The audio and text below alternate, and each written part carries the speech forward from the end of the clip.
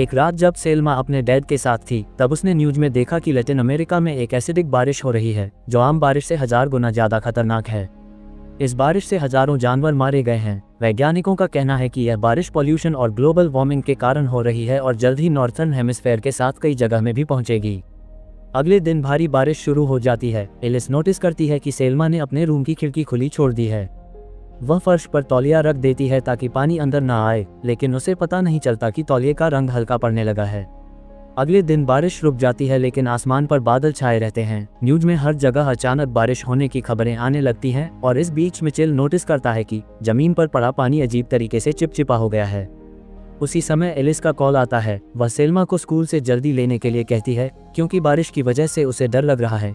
School पहुंचने पर पता चलता है कि पूरी क्लास हॉर्स राइडिंग के लिए जंगल गई है और बच्चों ने अपने फ़ोन भी छोड़ दिए हैं। बाद में मिचेल और एलिस जंगल की तरफ बढ़ते हैं, लेकिन वहां पहले से ही पेरेंट्स की लंबी लाइन लगी होती है।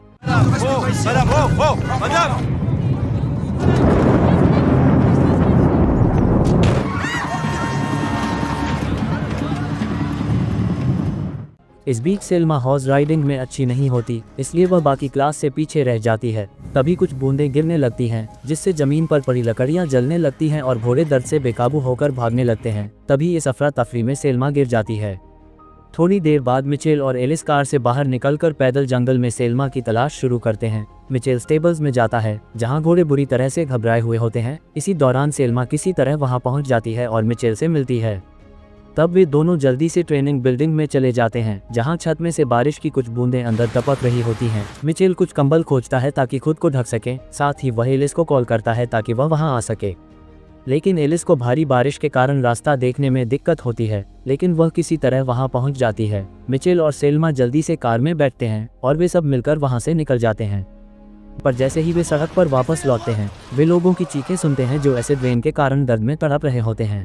तभी कुछ लोग उनकी कार के दरवाजे खींचने लगते हैं। एक शख्स जिसका चेहरा बुरी तरह से जला हुआ होता है कार के अंदर आने लगता है, लेकिन मिचेल तुरंत उसे लात मारकर बाहर निकाल देता है और कार के दरवाजों को अच्छी तरह लॉक कर देता है।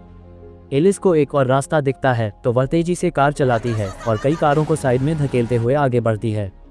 इस दौरान सेल्मा इस अफरा तफरी को बर्दाश्त नहीं कर पाती और घबरा जाती है। वह देखती है कि कार की छत पर लगी पेंट का रंग बदल रहा है, पर कुछ ही देर बाद बारिश रुक जाती है, लेकिन चारों तरफ पिघली हुई चीजें और लाशें बिखरे हुए होती हैं। बाद में फैमिली सुपरमार्केट के पार्किंग लॉट में रुकती है। वे वहां से कुछ कपड़े और कंबल उठाते हैं ताकि खुद को और कार को कवर कर सकें। जिसके बाद एलिस अपने भाई को कॉल करती है, लेकिन वह नहीं आ सकता क्योंकि रास्ते बंद हो चुके हैं। तब मिचेल अपनी गर्लफ्रेंड को कॉल करता है, लेकिन सिर्फ वॉइसमेल मिलता है। अब अगले कुछ घंटों तक वे देश छोड़ने के लिए कार चलाते रहते हैं क्योंकि हालात को देखते हुए कई लोग देश से बाहर जाने की कोशिश कर रहे होते हैं। शाम को उनकी कार एसिड डैमेज की वजह से काम करना बंद कर देती है। बाद में वे पैदल चलते हुए एक खाली बिल्डिंग में पहुंचते हैं। मिचेल चेक करता है कि वहां और कोई तो नहीं है। अंदर उन्हें एक पार्टी के लिए डेकोरेशन किया हुआ मिलता है जो पूरी नहीं हो पाई थी, पर वहां एक बिल्ली पार्टी का बचा हुआ खाना खा रही होती है। तब सेल्मा उसे प्यार से सहलाना चाहती है, लेकिन एलिस उसे रोक देती है क्योंकि बिल्ली के बाल पर एसिड हो सकता है। जल्द मिचेल को अपनी गर्लफ्रेंड से कांटेक्ट करने का मौका मिलता है और वह जान पाता है कि वह सुरक्षित है, लेकिन जल्द ही सिग्नल चला जाता है। नल में पानी आ रहा होता है, लेकिन वे उसे पीने लायक नहीं समझते हैं। मिचेल थोड़ा पानी एक कटोरी में डालकर बिल्ली के सामने रखता है ताकि टेस्ट कर सके कि पानी सुरक्षित है या नहीं, पर सेल्मा गुस्से में कटोरी को उठा लेती है और पानी को सिंक में फेंक देती है। फिर वे अपने पैरों के लिए एल्यूमिनियम फॉयल और टेप का इस्तेमाल करते हैं, लेकिन कुछ ही देर बाद कटोरी गल जाती है जिससे पता चलता है कि नल का पानी जहरीला है। अब फ्रिज में सिर्फ शराब और पार्टी का बचा हुआ खाना होता है तो वे उसी से डिनर करते हैं, पर सेल्मा परेशान होती है कि वे पैदल चलकर जिंदा नहीं बच सकते हैं। इस पर मिचेल और एलिस के बीच बहस हो जाती है। वे एक दूसरे पर चिल्लाते रहते हैं जबकि सेल्मा उनसे रुकने के लिए कहती है, लेकिन गुस्से में मिचेल एक ग्लास तोड़ देता है और कमरे से बाहर निकल जाता है। रात में वे सोने की कोशिश करते हैं, लेकिन छत से बारिश की बूंदों के गिरने की आवाजें आती रहती हैं। सेल्मा सो नहीं पाती और बिल्ली को ढूंढने निकलती है, लेकिन वह ये नज़ारा देखकर चौंक जाती है और लौटकर अपनी माँ के पास जाकर लेट जाती है। अगली सुबह फैमिली फिर से सड़क पर लौटती है क्योंकि फिलहाल बारिश नहीं हो रही होती। बहुत सारे लोग भी देश से बाहर निकलने की कोशिश कर रहे होते हैं। जैसे जैसे घंटे बीतते हैं भीड़ बढ़ती जाती है और आखिरकार वे एक पुल तक पहुंचते हैं। जब भीड़ पुल पर पहुंचती है तो वहां पहले से ही दर्जनों लोग और कारें फंसी होती हैं। पुलिस रास्ता रोककर खड़ी होती है और कुछ ही लोगों को जाने दे रही होती है। अब भीड़ इस बात की परवाह नहीं करती और एक दूसरे को धक्का देती रहती है, जिससे एलिस अपने परिवार से बिछड़ जाती है।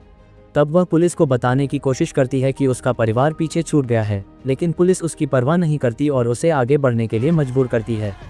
जैसे ही एलिस पुल पार करती है, उसे पुल के बीच में एक बड़ा गड्ढा नजर आता है। भीड़ लगातार धक्का दे रही होती है और सेल्मा लगभग भीड़ के नीचे दबने ही वाली होती है। तभी पुलिस भीड़ को पीछे हटाने के लिए टीयर गैस का इस्तेमाल करती है। तभी पुल से अजीब सी आवाज़ आती है और जब लोग ऊपर देखते हैं तो देखते हैं कि पुल का एक हिस्सा गिर रहा है। अब मलबा गिरते ही कुछ लोग तुरंत मर जाते हैं और बाकी लोग भागने लगते हैं, लेकिन सामने खड़े लोग अभी तक खतरे को नहीं समझ पाते और पुल पार करने की कोशिश करते रहते हैं, जिससे दोनों तरफ की भीड़ आपस में टकरा जाती है। इसी अफरा तफरी के दौरान पुल की रेलिंग टूट जाती है और कुछ लोग नीचे नदी में गिर जाते हैं और एलिस भी उनमें से एक होती है। एलिस गिरते ही एसिड का पानी उसकी त्वचा को जलाने लगता है। सेल्मा ये सब देखती है और किनारे की ओर दौड़ती है ताकि अपनी मां को बचा सके, लेकिन मिचेल उसे रोक लेता है इससे पहले कि वह पानी को छुए। अब दोनों को बस रोते हुए देखना पड़ता है कि कैसे एलिस का शरीर पानी में बह जाता है। अब जब पुल का रास्ता बंद हो गया है तो पुलिस बाकी भीड़ को एक मिलिट्री बेस ले जाती है। बाद में मिचेल अपनी गर्लफ्रेंड को कॉल करता है, लेकिन एलिस का भाई फोन नहीं उठाता। बाद में भीड़ को अलग अलग मिलिट्री ट्रकों में बैठाया जाता है और सफर के दौरान वे आपस में बचा हुआ पानी बांटते हैं। आखिरकार ट्रक एक ब्लॉक रोड पर रुक जाते हैं। सैनिक सभी लोगों को पैदल चलने के लिए कहते हैं और उन्हें रेड स्मोक देखने की सलाह देते हैं ताकि कोई रास्ता न भूले। तभी वे देखते हैं कि काले बादल तेजी से पास आ रहे हैं, जिससे सभी तेजी से भागने लगते हैं। सेल्मा कमजोर होती है और बार बार गिर रही होती है। तब मिचेल उसे उठाकर सहारा देता है और साथ लेकर आगे बढ़ता है, पर इस देरी की वजह से वे भीड़ से अलग हो जाते हैं। लेकिन अच्छी किस्मत से मिचेल को पास में एक टनल मिलती है और वह जल्दी से पत्तों और मिट्टी को हटाकर उनके छिपने के लिए जगह बनाता है। जल्द बारिश शुरू हो जाती है। इतनी ज्यादा बारिश होती है कि कुछ बूंदें टनल के अंदर तक आ जाती हैं और मिट्टी को पिघलाने लगती हैं। अब मिचेल और सेल्मा को अंधेरे में धीरे धीरे आगे बढ़ना पड़ता है, पर मिचेल फिसलकर गिर जाता है, जिससे एसिड युक्त नमी उसे जला देती है। कुछ देर बाद उन्हें आखिरकार सुरंग का बाहर निकलने का रास्ता मिल जाता है। अब बारिश रुक चुकी होती है, लेकिन मिचेल का फोन बंद हो चुका होता है। वे घंटों तक चलते रहते हैं और आखिरकार कुछ घर नजर आते हैं, लेकिन मिचेल के दरवाजा खटखटाने के बावजूद कोई जवाब नहीं देता है। अब थकावट और दर्द से मिचेल सड़क पर गिर जाता है। सेल्मा रोती हुई सड़क के बीच मदद मांगने लगती है। जब मिचेल होश में आता है तो वह खुद को एक घर के अंदर पाता है और यह घर डेबोरा और उसके बेटे का होता है। डेबोरा उन्हें पानी और साफ कपड़े देती है, लेकिन खाने को देने से इनकार कर देती है क्योंकि उसके पास सिर्फ अपने और अपने बेटे के लिए ही खाना होता है।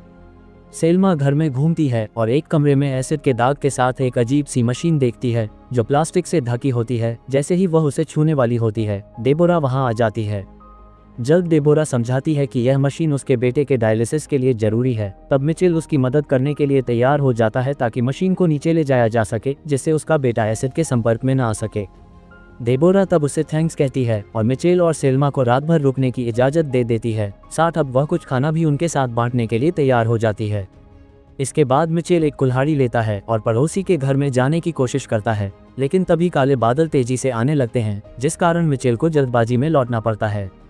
अब बाहर तूफान तेज हो रहा होता है और डेबोरा समझ जाती है कि यह घर ज़्यादा देर तक नहीं टिक पाएगा, इसलिए वह एक कठिन फैसला लेती है। मिचेल और सेल्मा को सुरक्षित रखने के लिए वह उन्हें गैराज में सुलाने का फैसला करती है, पर जब वे दोनों सो जाते हैं तो डेबोरा चुपके से गैराज का दरवाजा बंद कर देती है। इसके बाद वह अपने बेटे के पास जाकर उसे सुलाने के लिए लोरी गाने लगती है और मौत का इंतजार करती है। जल्द ही घर के कई हिस्से गलने लगते हैं, खासकर पानी के नल। दीवारों पर पेंट ऐसे फैलने लगता है जैसे खून बह रहा हो। हीटर से भी जहरीला धुआं निकलने लगता है। लेकिन मिचेल और सेल्मा इस शोर से जाग जाते हैं और डेबोरा और उसके बेटे को देखने की कोशिश करते हैं, लेकिन दरवाजा बंद होता है। जल्द जहरीला धुआं डेबोरा और उसके बेटे तक पहुंचने लगता है। तभी ऊपरी मंजिल का हिस्सा टूटकर गिर जाता है। तब मिचेल तेजी से सेल्मा को वहां से खींच लेता है, जबकि वह लड़के का नाम लेकर चिल्लाती रहती है। सेल्मा अपने नए दोस्तों को नहीं छोड़ना चाहती, लेकिन मिचेल उसे डेबोरा की कार में बिठा देता है।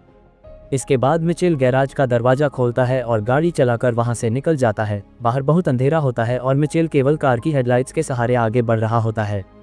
ये कार इलेक्ट्रिक होती है और कंप्यूटर की आवाज़ बार बार सिस्टम के फेल होने की चेतावनी दे रही होती है, पर अब कार खुद को सेफ्टी मोड में डाल देती है और बंद हो जाती है। तब मिचेल इसे फिर से चालू करने के लिए कई बार उसे मारता है और आखिरकार कार फिर से चलने लगती है और बिना किसी अंदाजे के वह गाड़ी चलाता रहता है। अब घंटों तक बिना बारिश के सफ़र करने के बाद वे खुली ज़मीन के अलावा कुछ नहीं पाते हैं। तब मिचेल कार रोक देता है और सेल्मा उससे कबूल करवाना चाहती है कि वह खो चुका है, लेकिन वह गुस्से में आकर चिल्लाता है और कार से बाहर निकल जाता है। तभी मिचेल की टांग में जलन महसूस होती है, इसलिए वह कार में लौटता है, लेकिन पाता है कि सेल्मा वहाँ नहीं है। अब सेल्मा भागने की कोशिश कर रही होती है, लेकिन जलती हुई जमीन की वजह से उसे भी दिक्कत हो रही होती है। तब वह एक डूबती हुई स्ट्रक्चर के ऊपर चढ़ जाती है, लेकिन जल्द मिचेल उसकी चीख सुनता है और उसकी ओर दौड़ता है, लेकिन कार भी कीचड़ में धंसने लगती है। मिचेल कार छोड़कर पैदल आगे बढ़ता है और वह समय पर सेल्मा तक पहुंचता है और उसे अपनी पीठ पर लाद लेता है, जिससे उसकी टांगें बुरी तरह जल जाती हैं। अब वे किसी तरह कार तक लौटते हैं और उसके ऊपर चढ़ जाते हैं, पर मिचेल बेहोश हो जाता है। अगली सुबह सेल्मा को ट्रक की आवाज़ सुनाई देती है और वह देखती है कि आर्मी उन्हें बचाने के लिए आ गई है। अब वे उन्हें एक सेफ शेल्टर में ले जाते हैं। बाद में मिचेल को मेडिकल केयर दी जाती है, जबकि सेल्मा अपने अंकल के बारे में पूछती है, लेकिन वह उसे किसी भी शेल्टर डेटाबेस में नहीं मिलता है। हालांकि मिचेल की गर्लफ्रेंड का नाम लिस्ट में मिल जाता है, लेकिन वह मर चुकी होती है। अब सेल्मा जब अपने पिता से मिलने जाती है तो वह ये बुरी खबर उसे न बताने का फैसला करती है। वीडियो पसंद आए तो लाइक करें और चैनल को सब्सक्राइब। मिलते हैं अगले वीडियो में। Thank you.